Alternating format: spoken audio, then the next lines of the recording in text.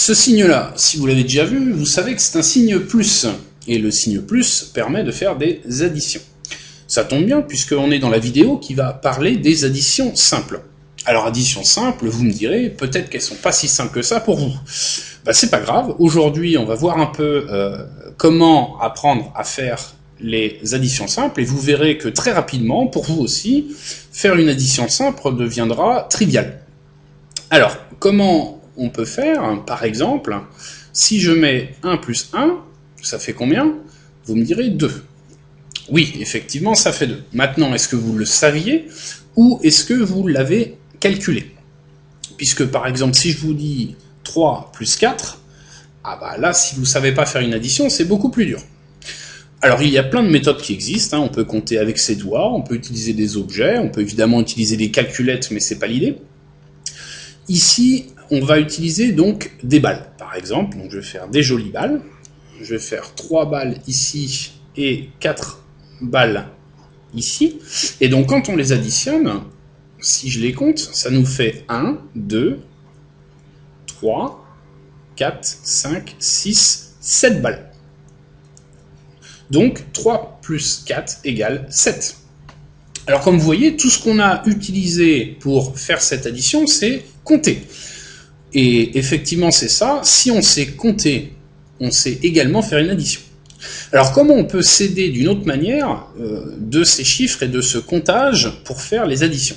Alors, vous savez que les chiffres, quand on les compte, 1, 2, 3, 4, 5, on les met dans un certain ordre. Pourquoi? Parce qu'on commence toujours par le plus petit et on finit par le plus grand.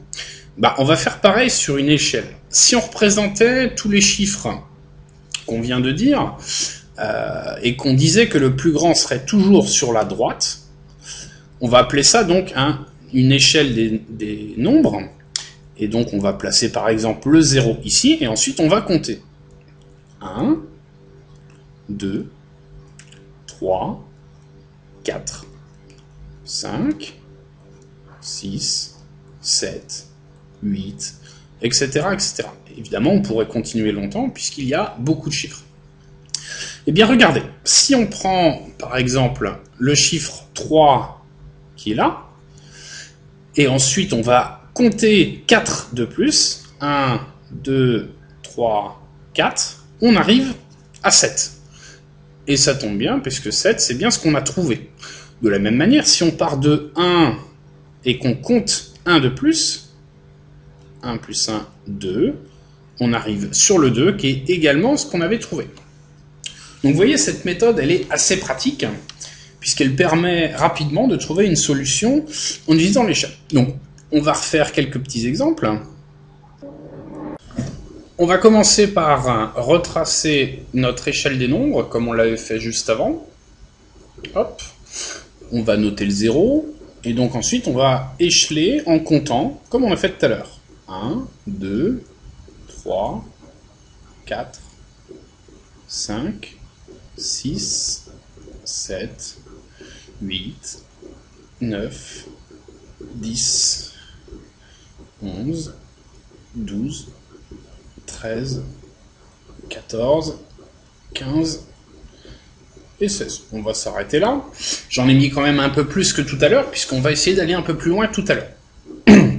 Alors par exemple, si j'écris 6 plus 6, on peut refaire pareil que tout à l'heure. Je prends du jaune, je pars du 6 et j'ajoute 6 cases.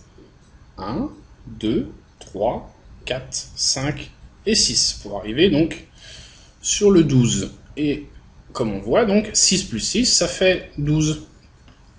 Alors un autre exemple intéressant qu'on peut mentionner, 0 plus 3, ça fait, alors là on part de rien. Si on veut s'aider avec ses doigts, ben on part sans doigts, et on rajoute 3. 0 plus 1 plus 2 plus 3, donc 0 plus 3, ça fait 3.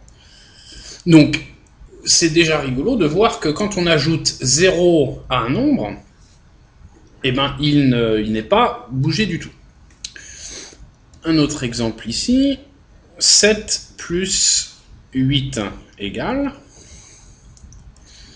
7, on va le mettre en rouge, ici, et on va ajouter 8 cases. 1, 2, 3, 4, 5, 6, 7 et 8. Pour arriver jusqu'ici, ça fait 15. Alors un point qu'on peut souligner, si je mets 8 plus 7, ça fait combien? Eh bien vous allez voir qu'on peut refaire toujours pareil, c'est-à-dire que cette fois on part de 8 et on fait plus 7 cases vers la droite.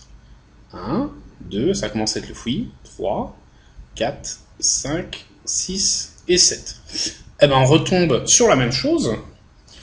Et donc ce qu'on peut voir, c'est que quand on a 8 plus 7, c'est pareil que 7 plus 8. Ce qui semble plus ou moins évident, puisque donc si j'ai 7 balles et que tu m'en donnes 8, j'ai 15 balles. Donc ça veut dire qu'il y a 15 balles en tout. Donc de la même manière, si j'ai 8 balles et que tu m'en donnes 7, bah, il y a toujours 7 balles. Donc ça fait 15 également. Alors on peut voir également, en utilisant cette idée-là que les chiffres peuvent s'inverser, et cette idée-là que le 0 ne change pas le résultat, on peut voir donc 3 plus 0, ça fait 3 également. Voilà, donc cette méthode marche très bien, vous pouvez l'utiliser. Ce qui est important de savoir quand même avec les additions, c'est que plus vous allez les utiliser, plus vous les connaîtrez par cœur. Donc vous n'aurez dans un futur plus lointain pas besoin de ça, puisque vous saurez tout seul les calculer au même titre que 1 plus 1, comme on a vu au départ. Vous connaîtrez par cœur, mais comme d'habitude, il n'y a pas de secret, ça prend du temps, et il faut s'entraîner. Donc n'hésitez pas à utiliser les exemples pour faire des calculs tout seul, et dans un petit moment, ça sera facile pour vous de faire des additions. Et vous pourrez alors revenir et regarder cette vidéo et vous dire « Ah je trouvais ça compliqué, mais pourtant c'est très simple. » Et d'ailleurs, c'est pour ça qu'on a appelé la vidéo « Addition simple ». Voilà, amusez-vous bien.